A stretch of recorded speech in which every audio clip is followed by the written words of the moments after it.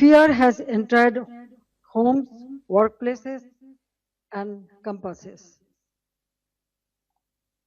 This is not the Bangladesh we built.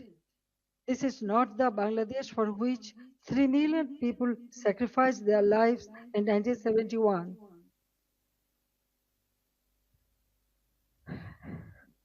Let me begin with the truth about July and August 2024.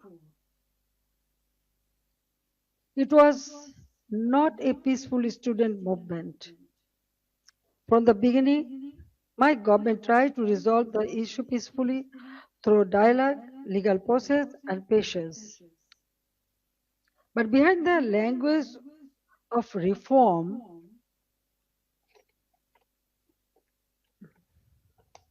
organized groups were working to turn students' demand into violent political instrument. In 2018, responding to student demands, we abolished the quota system. In 2024, when the High Court annulled the decision, the government appealed because we wanted to uphold the abolition. I personally took the initiative for dialogue with the students and invited them to Ganabhavan, the Prime Minister's residence. Three ministers also held discussions with them.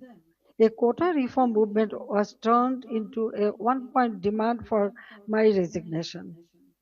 False propaganda was spread in a planned way.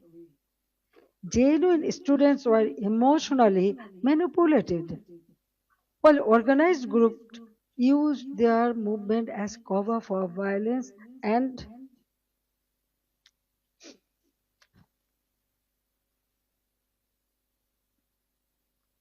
violence and regime change. Muhammad Yunus himself said this was a meticulously designed movement led by a mastermind. His own words exposed the truth. It was not simply a spontaneous student protest. There was no visible or responsible leadership. Instructions were given invisibly.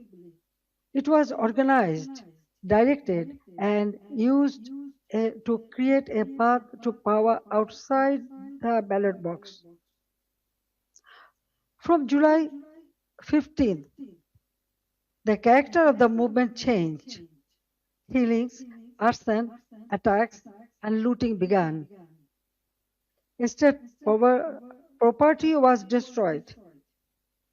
Bangladesh television was attacked and set on fire. So was different buildings like Shetu Bhavan, the Directorate General of Health Services, the EPI vaccination program building, Farmgate Metro Rail Station, flyover, Mohakali Elevator Expressway, science research facilities, the Disaster Management Office, a national database center, a COVID-19 special hospital, Bangladesh Medical University, residential hotels, industrial facilities, businesses, prisons, and including Noshingdi and other district jails were attacked, vandalized, or burned. All the terrorists, criminals were released. Awami League offices were vandalized across the country. Leaders and workers were attacked and killed. Homes of ministers and senior figures associated with my government were looted and burned. The media was also targeted. Nearly 50 media center, private television stations, and newspaper offices were attacked or set on fire. Journalists were killed. Law enforcement agencies came under organized attack. Police, sepai, the other officers were killed and their bodies were hung from flyover. Around 460 police stations were outposted or set on fire, and in some, personnel were trapped inside buildings and burnt alive. Weapons were looted. Officers were beaten to death. According to persecuted police members, at least 3,000 personnel were killed, attacked, tortured, or subjected to serious violence. So, I ask a simple question. In such a situation, what is the duty of law enforcement? When police stations are burned, government buildings are attacked, public infrastructure is destroyed, officers are killed, and weapons are looted, does the state have no duty to protect life and property? In every country, law enforcement has a responsibility to protect citizens, state institutions, and their own lives. This is not a crime. That is the duty entrusted to them by law.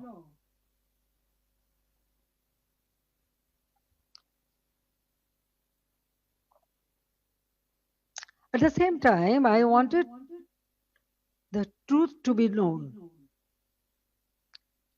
That is why I formed a Judicial Inquiry Commission on 18th July 2024. Its purpose was clear. Every casualty had to be investigated. Every incident of violence had to be examined, and every family deserved to know the truth. I met victims' families, visited the injured, and instructed the authorities to provide the highest level of medical treatment free of cost. And on 1st August, I strengthened the inquiry into a three-member commission so that the investigation would be credible and comprehensive. But after seizing power, the illegal interim government led by Muhammad Yunus stopped the investigation. They did not allow the truth to come out. They gave indemnity to those who involved in the killings. If they truly wanted justice, why did they stop the inquiry? If they had nothing to hide, why protect the killers? That one decision tells the truth. They did not want justice, they wanted power. They did not want investigation, they wanted the evidences buried. Their own words export the truth. An NCP leader said revolution would not have succeeded if police had not been killed and the metro rail had not been set on fire. A BNP leader in Sirajganj also said publicly that Enayatpur police station was burned and police were killed to make the revolution succeed. These statements show that the July August movement was not merely a quota reform movement, it became a coordinated assault on constitutional order driven by hidden instruction, organized violence, and propaganda.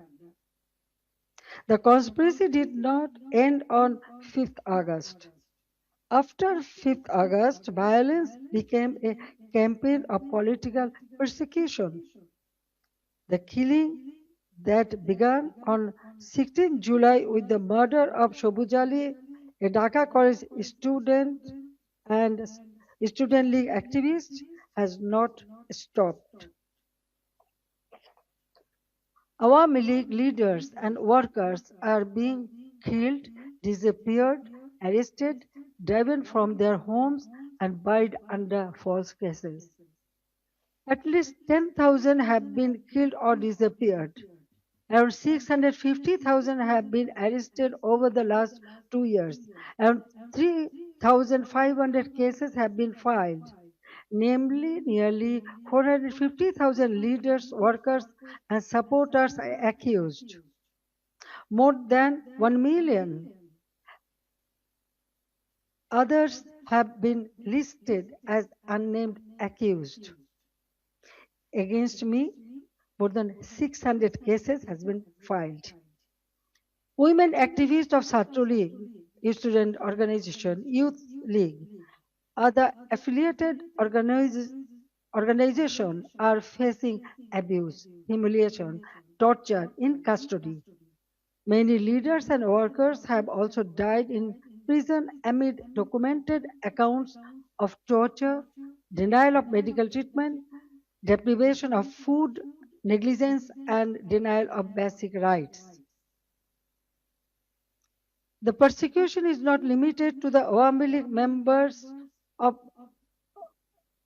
only. The member of minority community, judges, lawyers, intellectuals, cultural figures, journalists, professionals, workers, even rickshaw pullers, farmers, ordinary citizens have been attacked, arrested, or accused in murder cases. No one who stands for the spirit of the liberation war is safe. Symbols and memorials of our liberation war have been destroyed. Freedom fighters have been humiliated with garland of shoes. The historic residence of Bangabandhu Sheikh Mujibur Rahman, the Bangabandhu Memorial Museum at Dhanmondi 32 has been attacked and demolished in phases. This is not random violence. This is an attempt to erase the spirit of the liberation war from Bangladesh. Muhammad Yunus himself spoke of pressing a reset button to whip away the country's previous history. They want to erase the liberation war, they want to erase Bangabandhu, they want to rewrite Bangladesh against the foundation on which it was born. Convicted war criminals have been released, militants and top terrorists have been freed. Even after a state election brought the BNP to power, the situation did not change. Bangladesh remains a grip of fear, terror, repression, economic hardship, and deep insecurity. Now, look at the condition of the country. The progress we built has been destroyed, and ordinary people are paying the price. GDP growth has fallen to 2.22% compared with 6.80% during the Awami League government. Industrial production has fallen sharply. For the first time in 54 years, the industrial sector has faced negative growth. Defaulted loan in the banking sector have reportedly risen from 13% to 47%. Poverty has increased from 18.60% to 46.8%. Investment has turned negative. Job creation has collapsed. More than 2 crore people have newly fallen into unemployment. Over 500 industrial factories have closed. More than half of industrialists and business owners are either in prison or forced into hiding. The government is running by borrowing 700 to 900 crore taka from banks every day. Project costs have been increased by 50% to 250%. At the same time, militancy is rising.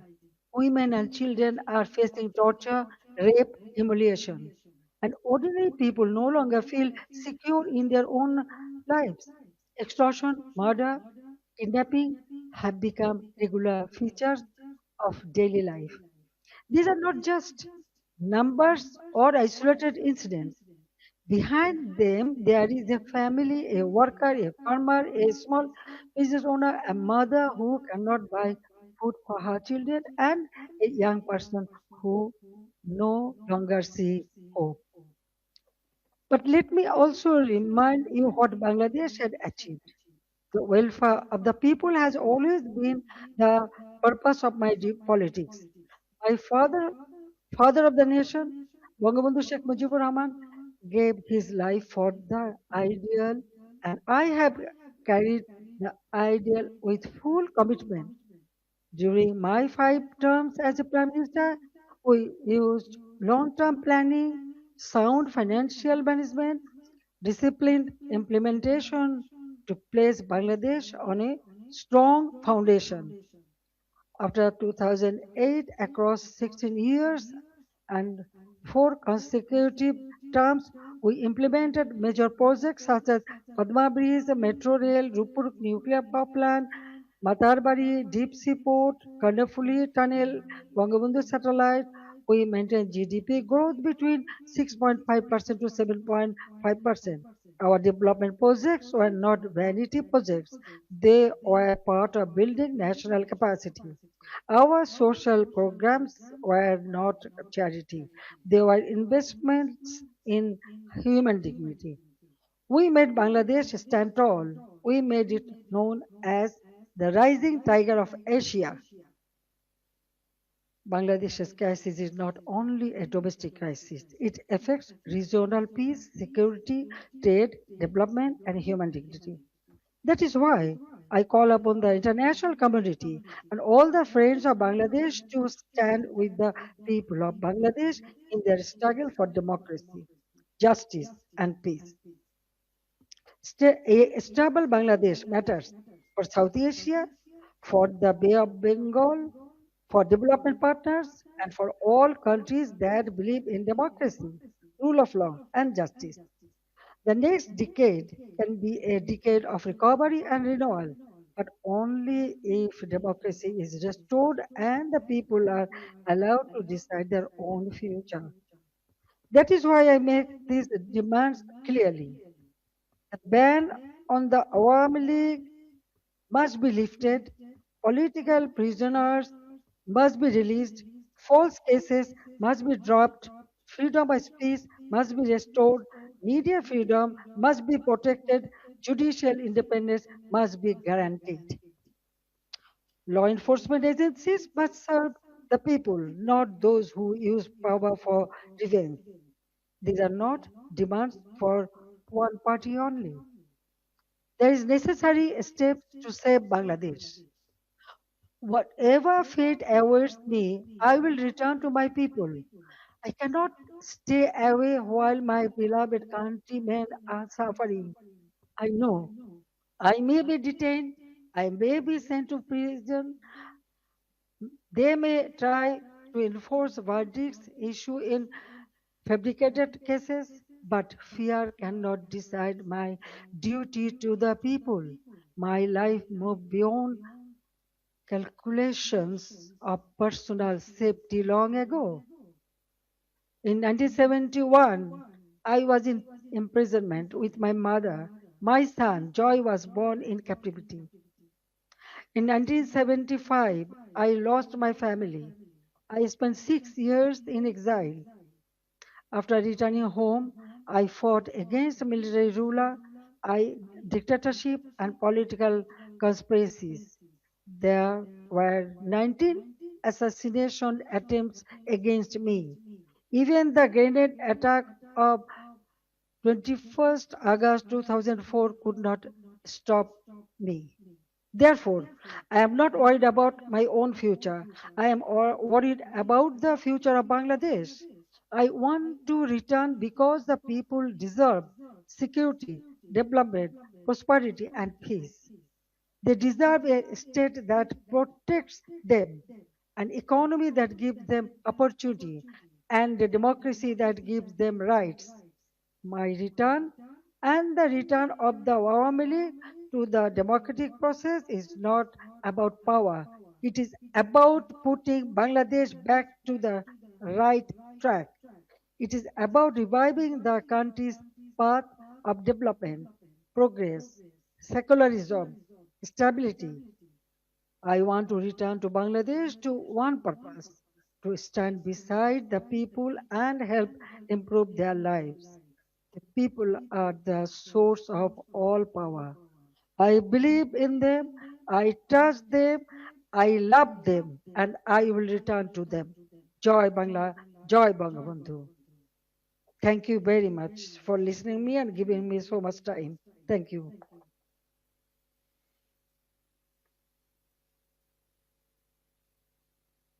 For side input, and I would request you please to take a couple of questions from our colleagues before you go, and then we can direct the question to some other people. Venkat, please. Just give me Venkat. Wait for the mic, and we'll give priority to our members. Then I'll give you. Just let me thank you.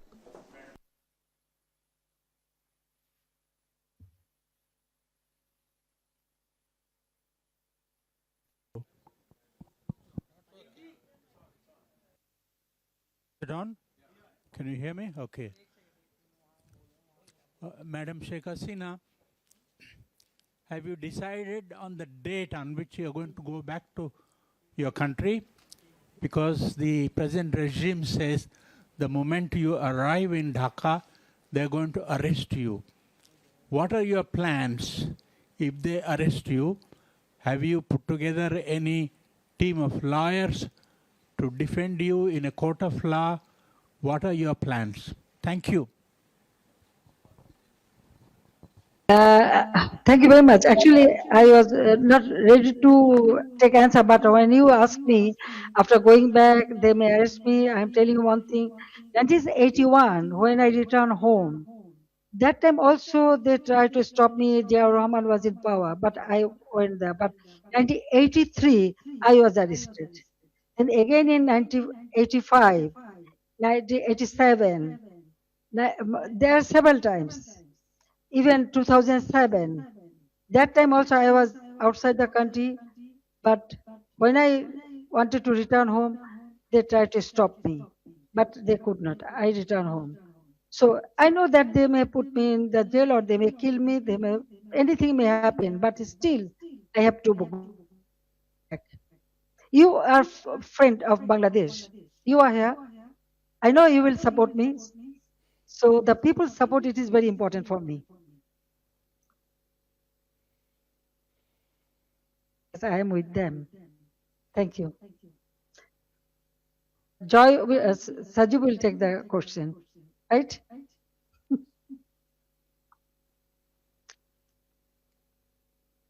I hope Madam Hasina can answer this question. Sajib is a US citizen. The US